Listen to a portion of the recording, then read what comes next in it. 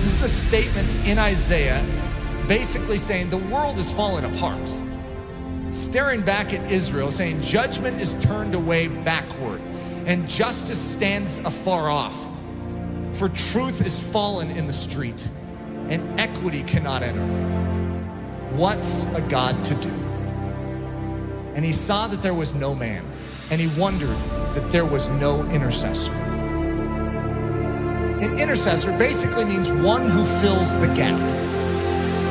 If you have a walled city and there is a hole in the walled city, just this little part that is like broken down, it's like a pile of rubble, and actually you can sneak through it. There's a vulnerability in a time of war.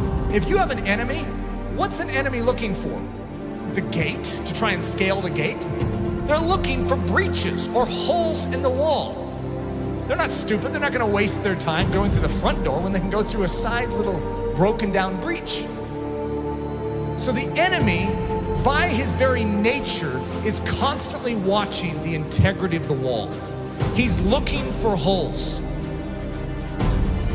We have massive holes in our life that give the enemy access to do with our life what he sees fit to do. We can say, that's horrible, I'm a Christian. Yeah, you're a Christian with breaches. You are not supposed to be a Christian with breaches. One of the key definitions of Christianity could be a man or a woman whose walls are repaired, who is made strong. Why? So that they are useful to God and they're not just constantly inwardly fighting demons. They can be outward focused. God says to Israel, I will bless you so that you can become a blessing to the nations. God's pattern is to make you strong so that you're useful. There is a hedge that is supposed to be built up around your life, and it very likely isn't.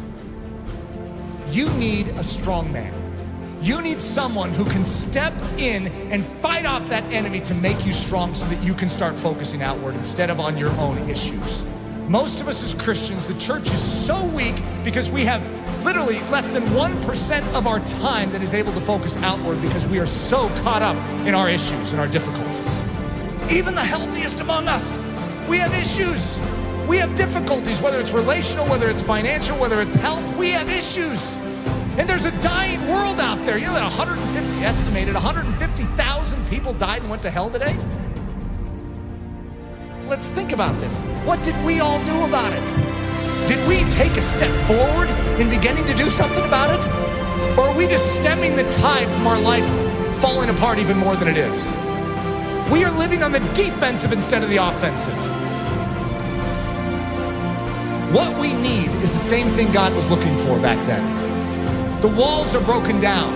The city is in disrepair. Israel is without a defender. Where's the intercessor?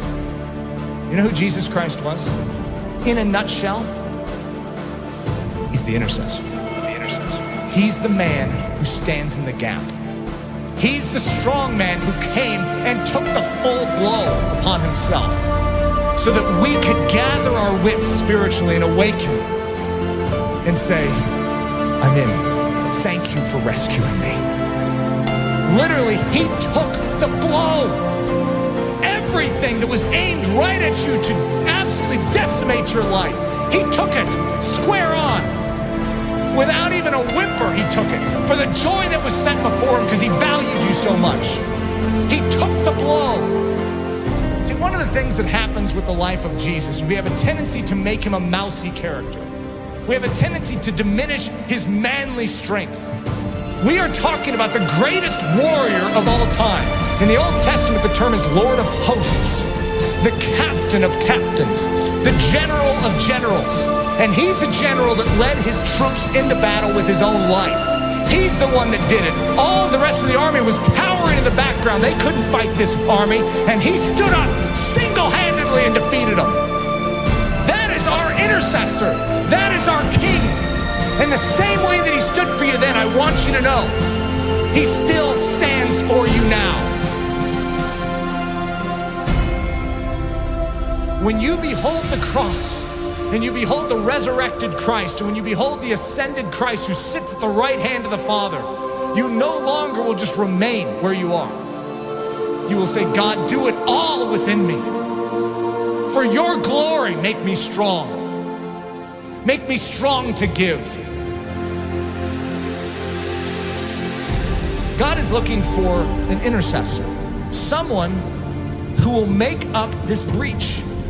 We need to become a body that is thinking about every single one around us, as opposed to ourselves.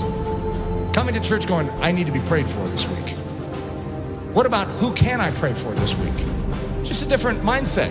It's not what this church can do for you, but what you can do for Jesus Christ and this church. Think of that attitude shift, saying, God, you made this life and you have called me for more than just to save me. You have rescued me so that I can become a rescuer. Who needs rescued? Who needs help? Who needs me to stand in the gap and take the hit? That's the attitude. It's not your skin and how you can save it. It's how you can spend it for His glory. His glory, for His